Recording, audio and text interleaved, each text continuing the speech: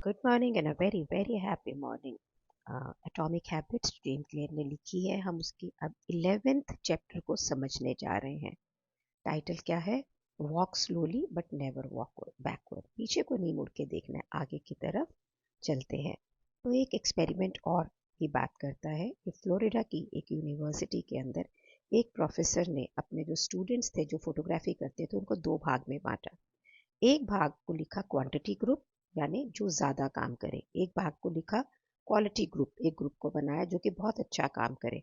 Quantity group को बोला कि भाई तुमने 100 फोटोज़ देने, एक एक ने जितने ज़्यादा फोटो दो उतना अच्छा। जो एक 100 फोटो देगा उसको ए, जिसको 90 देगा बी, जो कम देगा उसको सी मिलेगा।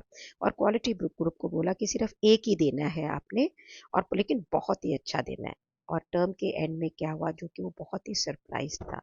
जो क्वांटिटी ग्रुप था उसने बहुत ही अच्छा रिजल्ट प्रोड्यूस किया। उन्होंने बहुत सारे फोटो खींचे करते करते अपने आप को इम्प्रूव किया और आउटस्टैंडिंग रिजल्ट दिया। लेकिन जो क्वालिटी ग्रुप था उसके अंदर सिर्फ अनवेरीफाइड थ्योरीज थी, बहुत सारी थॉट थी क्या करें या क्या नहीं करें, लेकिन रियल के अंदर हाथ में कुछ भी नहीं था। सो लाइफ में क्या होता है, एकदम ऑप्टिमम बनने के लिए, बेस्ट बनने के लिए, जल्दी करने के लिए हम बहुत सारे परफेक्ट आइडिया खोजते रहते हैं, लेकिन काम नहीं कर पाते हैं, एक्शन नहीं ले पाते हैं। और राइटर इस टर्म को क्या बोलता है? Being in motion and taking action. दोनों आइडिया आपको एक ही लगते हैं कि मैं यहाँ भी काम कर रहा हूँ, मोशन में तो हूँ, लेकिन इसमें आप क्या कर रहे हो? प्लानिंग कर रहे हो, स्ट्रैटेजाइज कर रहे हो, लर्न कर रहे हो। बहुत ही अच्छी बात है, लेकिन यहाँ से कोई भी रिजल्ट प्रोड्यूस नहीं होता है। एक्शन क्या होता है? एक्शन एक ऐसा बिहेवियर होता है जहाँ पर आप एक आउटकम को डिलीवर करते हैं। तो अगर मैंने आउटलाइन करे 20 आइडिया एक आर्टिकल लिखने के लिए, मैं ये लिखना चाहता हूँ, ये लिखना चाहता हूँ, ये लिखना चाहता हूँ, ये मोशन है। लेकिन जिस समय मैं आर्टिकल को बैठ के रियल में लिखता हूँ वो एक्शन है। मैं सर्च करता हूँ डाइट प्लान, ये एक मोशन है। लेकिन मैं एक डाइट के को करना शुरू करता हूँ, वो एक एक्शन है। मोशन यूजफुल होती है क्योंकि, लेकिन ये कभी भी अपने आप के अंदर एक रिजल्ट नहीं प्रोड्यूस करके आपको दे सकती। नो मैटर आप कितनी बार अपने पर्सनल ट्रेनर से बात कर लें, एक्सरसाइज करेंगे ना, तभी आपकी बॉडी में वर्कआउट होगा। तो अगर प्रश्न ये उठता है कि भाई मोशन अगर आपको रिजल्ट नहीं देती तो आपको इसको करना क्या है? आपको इसलिए कई बार इसलिए करना पड़ता है ताकि आप ज़्यादा सीख सकें, क्योंकि आपको एक प्लान बनाना होता है। तो मोशन हमें ना एक ऐसा भ्रम देता है कि हम एक प्रोग्रेस बना रहे हैं, कि हम एक आगे को बढ़ रहे हैं। और यहाँ पर मोशन में होने से फेलियर नहीं होता कभी भी, क्योंकि आप एक्शन तो ले ही नहीं रहे हैं। ना सक्सेस है ना फुल फेलियर है। तो हम ना क्रिटिसिज्म को अवॉइड करने के लिए हमेशा कुछ स्टडी करते रहते हैं, कुछ लगे रहते हैं, एक्शन नहीं लेते हैं, क्योंकि हमें डर लगता है एक्शन लेंगे तो या फेल होंगे या पास होंगे और पब्लिक हमें जज करेगी। हम सिचुएशन को अवॉइड करने के लिए भी हमेशा तैयारी करते रहते हैं, मोशन रहते हैं, लेकिन एक्शन में नहीं रहते हैं। It is so easy to be in motion. Search करते रहो, कुछ करते रहो, है ना? अपने कोई भी पोटेंशियल क्लाइंट से मैं बात कर रहा हूँ, मैंने ये पोस्ट डाली है, मैं राइट डायरेक्शन के अंदर जा रहा हूँ, मैंने आइडियाज़ को ब्रेनस्टॉर्म किया है, जो मैं बुक लिखने जा रहा हूँ, ये सब हो रहा है। मोशन आपको ना ऐसे एहसास कराता है कि भाई आप चीज़ों को कर रहे हो, बट इन रियलिटी आप सारा टाइम कुछ करने की प्रेपरेशन में रहते हो। और ये मोशन अब एक्सटेंड होता है तो इसका मतलब प्रोक्रेस्टिनेशन भी होता है। अब यहाँ पे आपको ना ज़रूरत है, मुझे भी, कि हम इसको कुछ बदलें। हमें सिर्फ प्लानिंग नहीं चाहिए, हमें प्रैक्टिस, हमें एक्शन चाहिए। तो अगर हम हैबिट को मास्टर करना चाहते हैं किसी को भी ना, तो हमें इसमें परफेक्शन नहीं चाहिए, रेपिटिशन चाहिए। हमें कोई ज़रूरत नहीं है कि हम नई हैबिट को कैसे लेके जाएंगे, उसको मैप करें। हमें उसको प्रैक्टिस करना है। तो ये जो फर्स्ट थर्ड लॉ है हमारा, कि हमें रेपिटिशन करने हैं, बार बार उसको करना है ताकि ये हमारे अंदर आ जाए।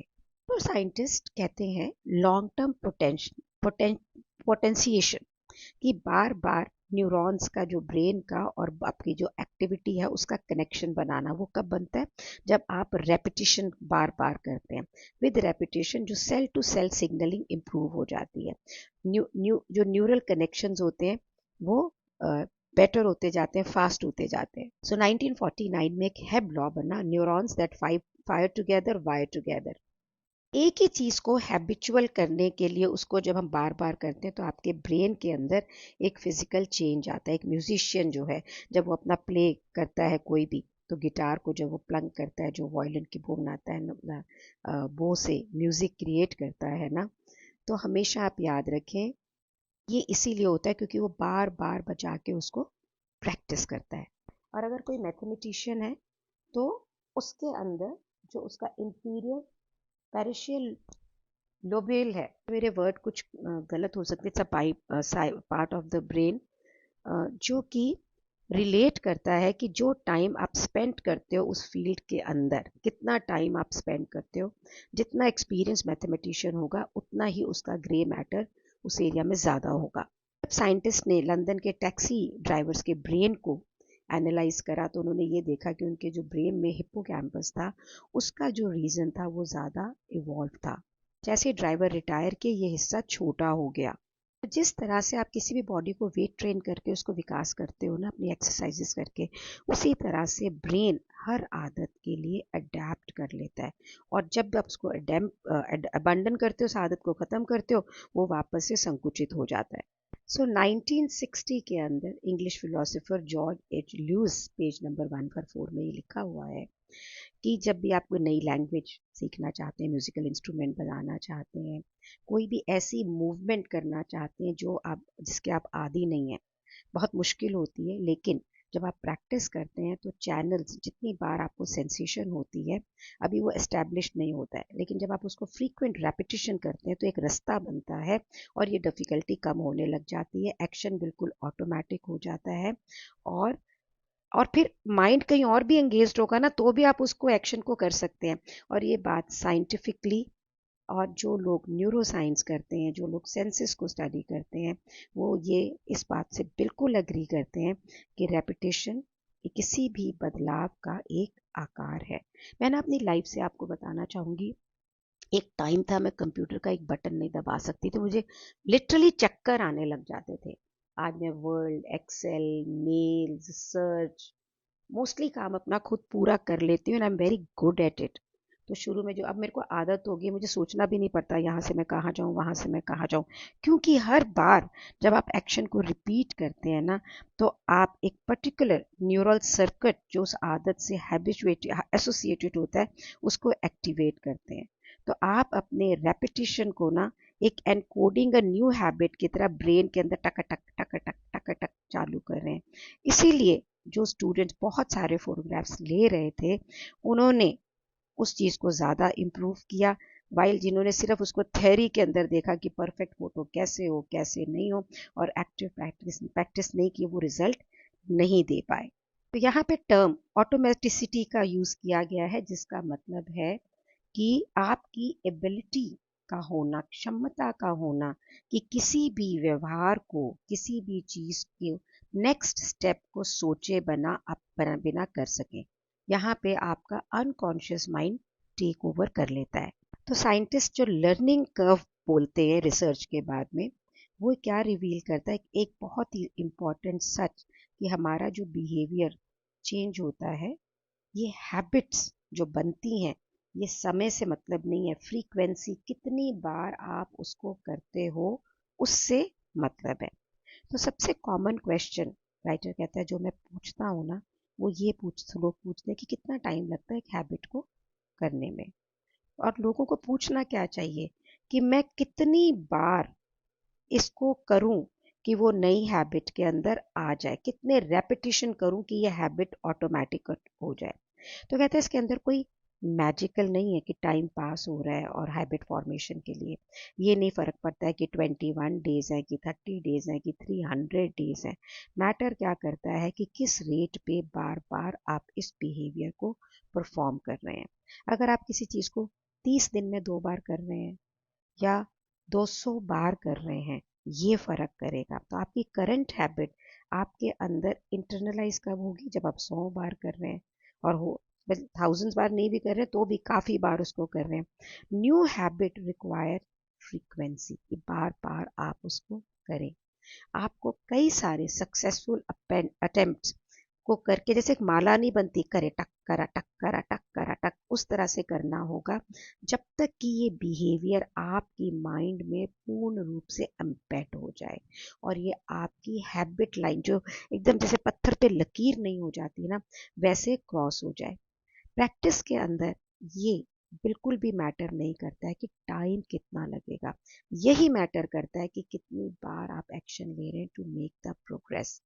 अब इस एक्शन को फुल्ली ऑटोमेटिक हो रहा है कि नहीं हो रहा है, ये इतनी इम्पोर्टेंस में नहीं है। तो हैबिट बिल्ड करने के लिए तो प्रैक्टिस करनी ही पड़ेगी। और यहाँ पे जो थर्ड लॉ ऑफ बिहेवियर की मेक इट इजी, आप इसको आसान कर दें, और आने वाले चैप्टर्स में हम ये सीखेंगे। लोग मुझे कहते हैं, बहुत सारे वीडियो आते हैं, उसको देख के तुम कर लो, ये कर लो, click here click here click here. तो मैंने ये देखा कि मुझे तब ठीक लगता है कि जब मेरे साथ कोई हो, और उसको हैबिट में डालने के लिए मैंने जूम सीखा, बहुत सारी चीज़ें सीखी। तो मैंने उसको फिजिकली ना लिखती थी मैं कॉपी के अंदर, ये क्लिक ये क्लिक ये क्लिक ये क्लिक, फिर ऐसे करके यहाँ जाओ यहाँ जाओ यहाँ जाओ। और उसको मैंने बहुत बार, मतलब हर रोज़ उसको किया कि भी हाँ इसको करा, और मैंने देखा I am now good at it. अब मुझे उतना स्ट्रेस नहीं होता है, नई चीज़ करती हूँ उसी पे तब थोड़ा होता है, but level of stress has really really gone down. I have practised it. Behaviour, गुस्सा ना करना, जानना करना, believe me, this all starts how many times you are aware of it. ऐसा नहीं है कि आप गुड़ुम नहीं होंगे, सुड़ुम नहीं होंगे, सब कुछ होगा, लेकिन जिंदगी तो चलने का नाम है ना, तो चलते जाना है। कोई फर्क नहीं पड़ता है फर्स्ट अटेम्प्ट में नहीं हुआ, दोबारा में होगा, तिबारा में होगा, होगा जरूर अगर आप लगे रहेंगे। सच बता रही हूँ, मैं इसका लिविंग एग्जाम्पल हूँ। और बहुत सारे लोग जो मेरे साथ बुक रीडिंग में है, मेरे स्टूडेंट्स, मैं देखती हूँ वो जितना काम करते हैं हाथ से, उतना ही उनकी प्रैक्टिस होती है। तो इस चैप्टर की समरी का है जो थर्ड लॉ ऑफ बिहेवियर है, जिसे हम आगे भी समझेंगे। जो भी बदलाव आप लाना चाह रहे हैं ना हैबिट के रूप में, उसको आसान करें। प्रैक्टिस और प्लानिंग नहीं करना है, मतलब प्लानिंग नहीं करना है, एक्शन के अंदर रहना है आपको। मोशन पे ध्यान ना दें, करें करें करें करें। ये बिहेवियर जितनी बार आप प्रोसेस में लेकर आएंगे रेपिटेशन के थ्रू, ऑटोमेटिक होगा। तो कितनी बार आप कर रहे हैं वो जरूरी है, समय से कोई फर्क नहीं पड़ता। This was the gist of 11th chapter. कभी भी आपको ये लग रहा हो कि मैंने पढ़ा और प्रैक्टिस नहीं की, so go back and listen to that audio. और अगर अपने साथ में सबको मिला लेंगे ना, तो ये गेम हो जाएगी, बहुत मज़ा आएगा इसको करने में, ईमानदारी से बता रही हूँ। हाँ, please do share these videos with lot many people. Help them in improving their life. It will contribute to your life also. And thank you for contributing into my life. Thank you for being in my life. Thank you so much.